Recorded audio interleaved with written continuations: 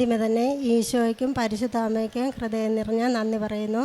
ഞാൻ വെള്ളയാങ്കുടി ഇടവകയിൽ നിന്നും, ഇടുക്കി ജില്ലയിലെ വെള്ളയാങ്കുടി ഇടവകയിൽ നിന്നും വരികയാണ്. എൻ്റെ ഭർത്താവിന് 2022 എൻ്റെ ഭർത്താവിന് കിഡ്നി രണ്ടും പോയെന്ന് അറിയുന്നത്.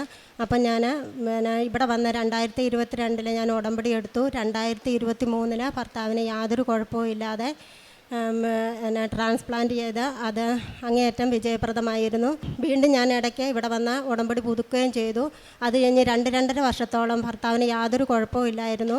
അത് കഴിഞ്ഞ് 2025 നവംബർ മാസത്തിൽ വീണ്ടും ഭർത്താവിന് മഞ്ഞപ്പിത്തം ബാധിച്ച് വീണ്ടും ആ ഹോസ്പിറ്റലിൽ തന്നെ 1 മാസത്തോളം അഡ്മിറ്റായി. അപ്പോൾ അവർ ബോൺമാരോ ചെയ്തു, പിന്നെ എൻഡോസ്കോപ്പി ചെയ്ത് കരളേന്ന് കുത്തിയെടുത്ത് അവർ ബയോപ്സിക്ക് അയച്ചു. അപ്പോൾ അതിനകത്ത് ക്യാൻസർ ഉണ്ടെന്ന് അറിഞ്ഞു. അങ്ങനെ ആകെപ്പാടെ ബുദ്ധിമുട്ടായി. അവിടെ നിന്നും മരുന്നൊന്നും കഴിക്കണ്ട, നിങ്ങൾ കിഡ്നി ഇപ്പോൾ സംരക്ഷിക്കേണ്ട, നിങ്ങൾ ക്യാൻസറിന് വേണ്ടി ചികിത്സിക്കാനും പറഞ്ഞുകൊണ്ട് ഞങ്ങളെ കോഴിക്കോട് MBR ക്യാൻസർ സെൻറ്ററിലേക്ക് പറഞ്ഞു വിട്ടു.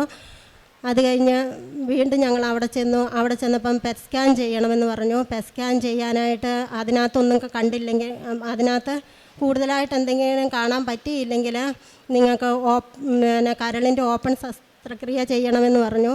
അങ്ങനെ ഞങ്ങൾ പെറ്റ് സ്കാനിന് ഞങ്ങൾക്ക് ജനുവരി 3-ാം തീയതി ഡേറ്റ് കിട്ടി.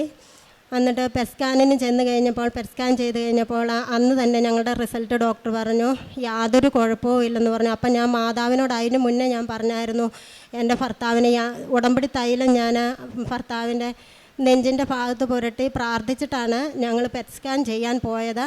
അന്നേരപ്പത്തേക്ക് ഞാൻ മാതാവിനോട് പറഞ്ഞു, എൻ്റെ മാതാവേ, യാതൊരു കുഴപ്പമോ സ്കാനിങ്ങിലില്ലെങ്കിൽ ഞാൻ വീണ്ടും ഇവിടെ വന്ന് ഉടമ്പടി പുതുക്കിക്കോളാം എന്ന് പറഞ്ഞു. അങ്ങനെ ഞാൻ അവിടെ സ്കാൻ ചെയ്ത് യാതൊരു കുഴപ്പമില്ല, നിങ്ങൾ ഒരു മരുന്നും ഉപയോഗിക്കേണ്ട, നിങ്ങൾ വീട്ടിൽ പൊക്കോളാൻ ഡോക്ടർ പറഞ്ഞു. അങ്ങനെ ഞങ്ങൾ തിരിച്ചു പോന്നു. അത് കഴിഞ്ഞ് വീണ്ടും ഇക്ര ഹോസ്പിറ്റൽ, ഞങ്ങൾ കോഴിക്കോട് കിഡ്നി ട്രാൻസ്പ്ലാന്റ് ചെയ്ത ഹോസ്പിറ്റലിൽ പോയി. അവിടെ ചെന്നപ്പോൾ ഞങ്ങളോട് പറഞ്ഞു, ഇനി കിഡ്നിയുടെ മരുന്നുകൾ യാതൊന്നും നിങ്ങൾ ഉപയോഗിക്കേണ്ട, ഒരു ചെറിയ ഗുളിക മാത്രം നിങ്ങൾ ഉപയോഗിച്ചാൽ മതി, അല്ലാതെ ഒരുപാട് ഗുളിക ഉണ്ടായിരുന്നു, അത് നിങ്ങളിനി ഉപയോഗിക്കേണ്ട എന്ന് പറഞ്ഞു. പിന്നെ മാസത്തിലൊന്ന് ചെക്കപ്പിന് ചെല്ലണമെന്ന് പറഞ്ഞു. എന്നാണേൽ ഈശോ വളരെ ഒരു അത്ഭുതമാണ് ഞങ്ങൾക്ക് പ്രവർത്തിച്ച് തന്നത്. ഈശോയും പരിശുദ്ധ അമ്മയ്ക്കും ഞങ്ങൾ ഒരുപാട് നന്ദി പറഞ്ഞുകൊണ്ട് എൻ്റെ വാക്കുകൾ നിർത്തുന്നു. പ്രേക്ഷിത പ്രവർത്തനങ്ങൾ എന്നെക്കൊണ്ട് പറ്റുന്ന പോലെയൊക്കെ ഞാൻ ചെയ്യുന്നുണ്ട്. വീട്ടിൽ ഭർത്താവും ഞാനും 3 മക്കളുമാണ്. പിന്നെ പള്ളിയിൽ എല്ലാ ദിവസവും ഞങ്ങൾ പള്ളിയിൽ പോകും. പിന്നെ പ്രായമായ അമ്മമാരൊക്കെ അടുത്തുള്ള രോഗികളെയൊക്കെ സന്ദർശിക്കാനൊക്കെ പോകും. പിന്നെ പറ്റുന്ന പോലെ മറ്റുള്ളവർക്ക് ഉപകാരങ്ങൾ ചെയ്യുകയും ചെയ്യും. വിശുദ്ധ മത്തായിയുടെ സുവിശേഷം 14-ാം അധ്യായം 36-ാം തിരുവചനം. അവൻ്റെ വസ്ത്രത്തിൻ്റെ വിളുമ്പിലൊന്ന് തൊടാനെങ്കിലും അനുവദിക്കണമെന്ന് അവർ അവനോട് അപേക്ഷിച്ചു. സ്പർശിച്ചവരെല്ലാം സുഖം പ്രാപിക്കുകയും ചെയ്തു. സിജി എന്ന ഈ സഹോദരി തൻ്റെ ജീവിത പങ്കാളി തോമസിന് വേണ്ടിയാണ് ഈ വലിയ സാക്ഷ്യം ഇവിടെ ഏറ്റുപറഞ്ഞത്. തോമസ് എന്ന സഹോദരനെ കിഡ്നി ട്രാൻസ്പ്ലാന്റേഷൻ നടത്തിയിട്ടുള്ള ഒരു വ്യക്തിയാണ്. അവർ ഉടമ്പടിയിൽ തന്നെ ആയിരിക്കെ അതിൽ നിന്ന് അല്പകാലം ഉടമ്പടിയിൽ നിന്ന് ഒരു പക്ഷേ അകന്ന് മാറിയപ്പോൾ അവർക്ക് വീണ്ടും ഒരു ജീവിത പ്രതിസന്ധി വന്ന് വീണ്ടും അവർ ഉടമ്പടി പുതുക്കി വളരെ ശക്തമായി പ്രാർത്ഥിച്ചു. അവർക്ക് മനസ്സിലായത് അദ്ദേഹത്തിന് ക്യാൻസർ എന്ന രോഗം പിടിപെട്ടിരിക്കുന്നുവെന്നാണ്.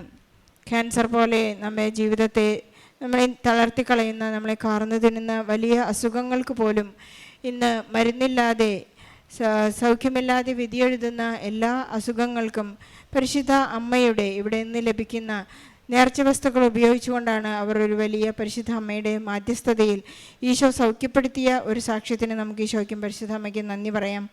ഇവരെവിടെ നിന്ന് പോകുമ്പോൾ, ഉടമ്പടി പുതുക്കിയിട്ട് ഈ സഹോദരി ഇവിടെ നിന്ന് പോകുമ്പോൾ ഒരു മാതാവിന് ഒരു വാക്ക് കൊടുത്തു, ഇത് ഒരു സൗഖ്യമായിട്ട് വരികയാണെങ്കിൽ, ഓപ്പറേഷൻ കൂടാതെ ട്രീറ്റ്മെൻറ്റ് കൂടാതെ സൗഖ്യത്തിലേക്ക് നീ ഞങ്ങളെ വഴി നയിക്കുകയാണെങ്കിൽ കൃത്യമായും ഞങ്ങളിവിടെ വന്ന് അമ്മയുടെ തിരുനടയിൽ വന്ന് സാക്ഷ്യപ്പെടുത്തിക്കൊള്ളാം, ഈശോയ്ക്ക് ഞാനൊരു സാക്ഷിയായിരിക്കുമെന്ന് ഇവിടെ വന്ന് വലിയ വായിൽ കരഞ്ഞ് പ്രാർത്ഥിച്ചു കൊണ്ട് പോയപ്പോൾ ഇവരുടെ കണ്ണുനീരെല്ലാം കുപ്പിയിൽ ശേഖരിച്ച ദൈവം സന്തോഷത്തോടെ ഇന്ന് ഒരു വലിയ കൊയ്ത്ത് നടത്തിക്കൊണ്ട് സന്തോഷത്തോടെ ഈ തിരുനടയിൽ വന്ന പരിശുദ്ധ അമ്മയ്ക്ക് ഈശോയ്ക്ക് നന്ദി പറയാൻ അവരെ അനുഗ്രഹിച്ചിരിക്കുകയാണ്.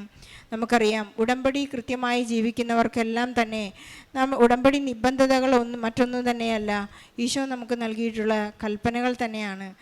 നിന്റെ ദൈവമായ കർത്താവിനെ പൂർണ്ണ ഹൃദയത്തോടും പൂർണ്ണ ആത്മാവോടും പൂർണ്ണ മനസ്സോടും പൂർണ്ണ ശക്തിയോടും കൂടി ആരാധിക്കുക എന്ന ആദ്യത്തെ കൽപ്പനയും, അതുപോലെ തന്നെ നിന്നെപ്പോലെ നിൻ്റെ അയൽക്കാരനെയും സ്നേഹിക്കുക എന്ന ആ വലിയ കൽപ്പന നാം പാലിക്കുമ്പോൾ തന്നെ സ്നേഹം എന്ന ആ വലിയ കൽപ്പന നിയമലംഘനമാണ്. അതൊരു നിയമമാണ്, കർത്താവിൻ്റെ നിയമമാണ് സ്നേഹം.